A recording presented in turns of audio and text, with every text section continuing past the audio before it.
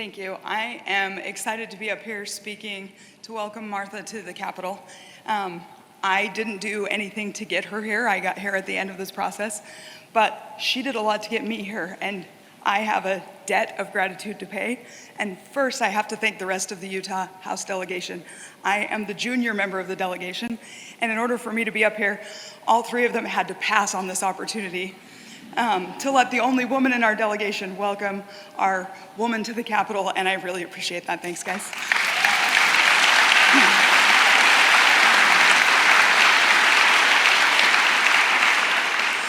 I promise you they're no less excited about this than I am.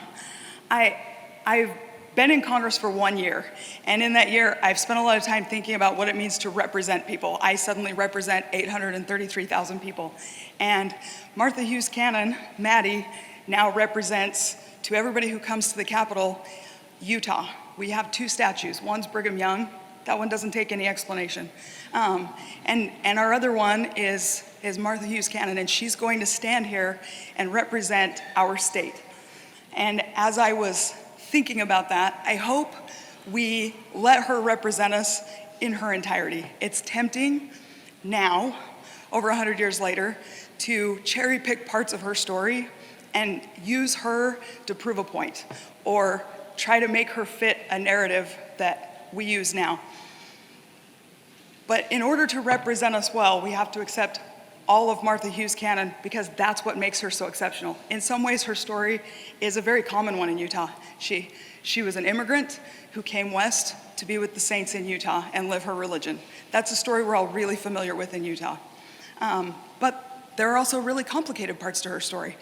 Later in life, after she was a doctor and one of the most educated women in Utah, she was also the fourth wife in a polygamous marriage, and she ended up leaving Utah and going back to Wales to flee religious persecution because the United States had decided she couldn't practice her religion. That's part of her story. That's part of what makes her so remarkable. I hope we don't forget that part. She came from a family that had suffered loss. She lost her sister and her dad. She grew up with a stepdad and stepbrothers. Again, it's a common story. It's one that a lot of people share. And I hope we remember that part about her. She also wanted to be a doctor. She had a dream of being a doctor. But when she decided to go to medical school, she was also answering a call from her prophet, who encouraged women to go become doctors. Utah was very much a frontier state and primitive in a lot of ways. And she was part of the effort to help settle Utah and make it a better place to live for all of us who came after her. And I hope we remember that part of her story. She wasn't just the second surgeon at the new hospital. She also gave lectures on obstetrics to women in a frontier society where the birth rate was really high.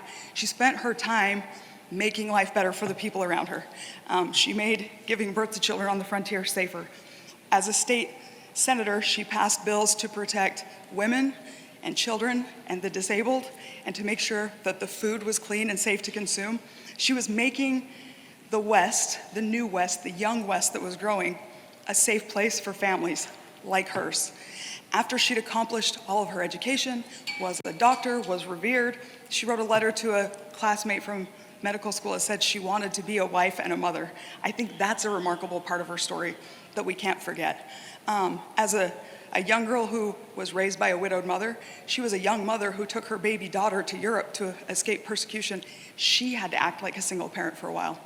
That's part of what makes her so remarkable. And I just hope as she stands here and represents, we let her be her and respect all of the things she represents, because there's something in there that speaks to everybody here.